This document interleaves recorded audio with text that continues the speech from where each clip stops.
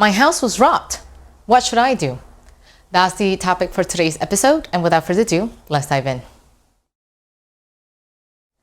Hello everyone, and welcome back to another episode. For those who are tuning in for the first time, this is your channel for real estate education.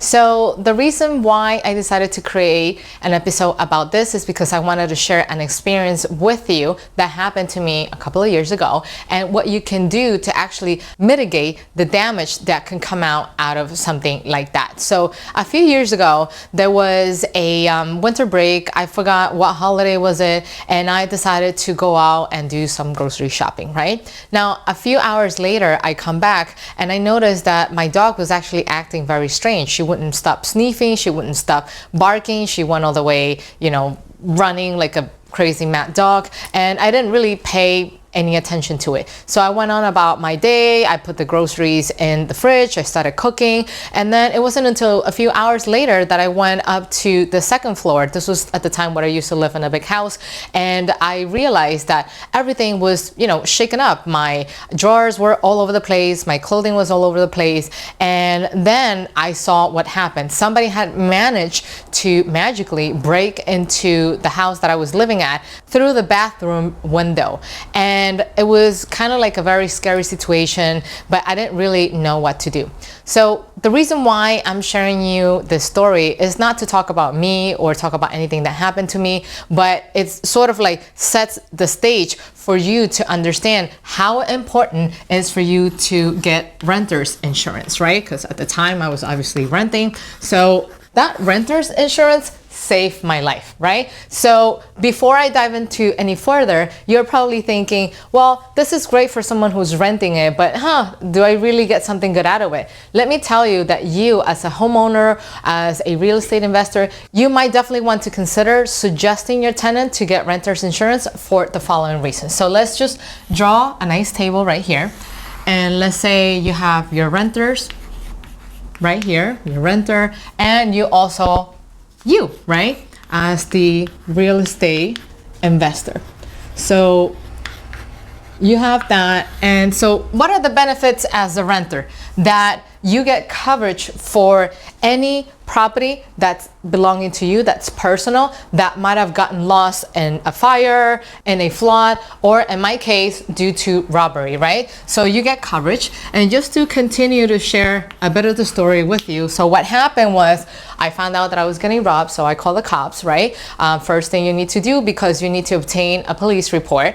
And yes, the cops come in, they try to do the fingerprint thingy and try to see if they can find anything that will lead them to the people who actually broke into my house. And after you get that police report, the next thing you need to do is to call the insurance company. So the insurance company that it's offering you the renter's insurance, of course, they're gonna interview you. So they're gonna ask you what happened, they're gonna ask you for evidence of the police report, and at the same time, they're gonna require you, or they're gonna ask you to provide a list of the items that were lost, and to also provide receipts that can actually support whether you in reality made a purchase of that or not. Now, if you're into the habit of buying everything cash, I find this to be extremely difficult for you to be able to prove, because for the most part, when we buy for something, we get a receipt, but most of us just throw it away the minute we know that we're not gonna go back and return it. But if you manage to do a purchase with your credit cards, right, you can easily find in the statement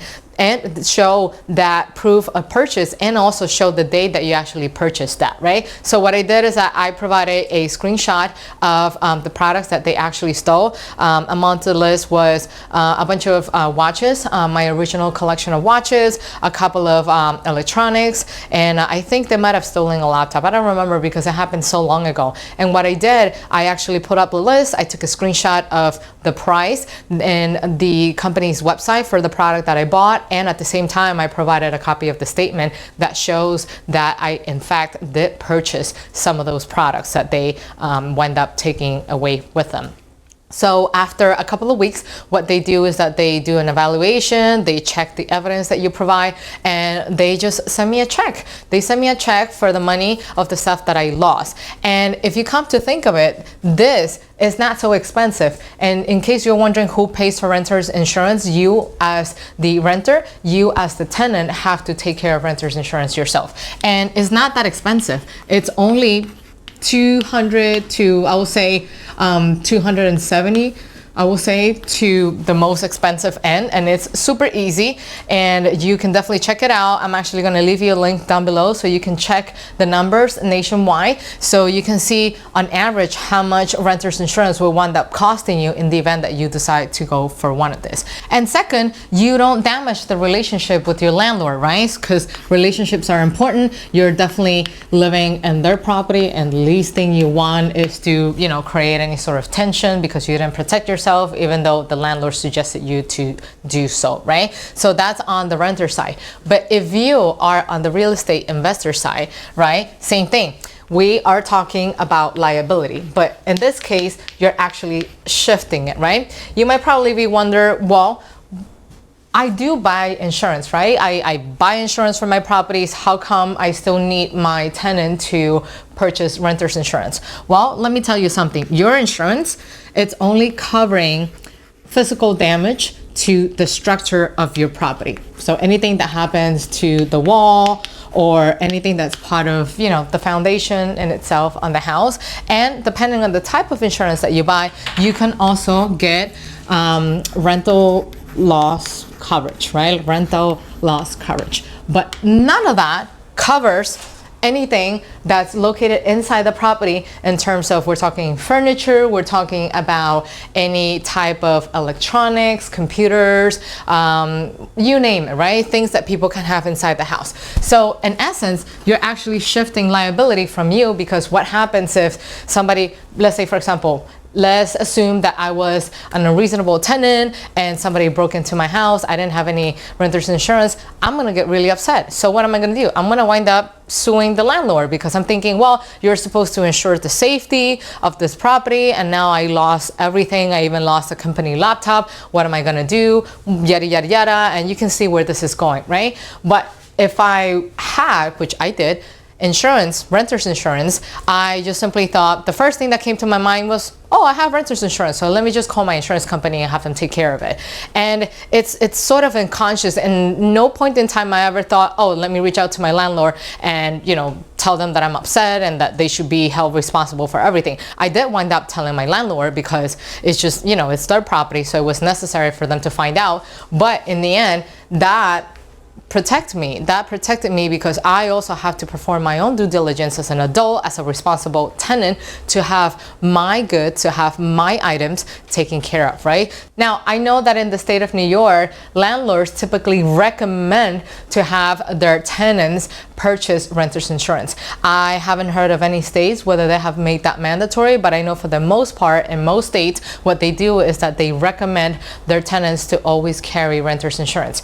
Now, whether you do it or not, then that's another story. I have plenty of friends who don't do that. I certainly do, because I think $200 a year is actually not that bad for, you know, something that can cover up to thousands and thousands of dollars of losses, which it did in fact for me. So you got it. As a real estate investor, you're shifting liability because it's something that your insurance doesn't cover. And then at the same time, same thing, relationship, right? Relationships, because real estate is a relationship-based business. The last thing you want is to get a tenant that is very pissed off, right? And it's not your fault that this person got robbed. It's also unfair that you will have to pay for their missing items, because at the end of the day, they're not your items. But if you want to maintain that relationship, you will probably want to pay that. But if you don't do it, then you'll probably be facing a very unhappy tenant, someone who could potentially destroy your property or just start defaulting on the rent, because they're thinking, well, yes, I'm living under the roof, but why should I continue to pay rent for someone who doesn't even look out for my safety, or doesn't even care that I'm actually losing money, and still expects me to pay them rent in the long term? What incentive do I have if I could easily move to another property and hopefully have a safer living environment and not having to deal with someone who's mean to me, and for lack of a better word? So And if you enjoy the content that I share with you today, do not forget to hit the like button down here. And while I still have you here, I picked an episode, once again, that's going to help you complement everything that you learned in today's episode as well. And without further ado, I'll see you guys next time and take care. Bye-bye.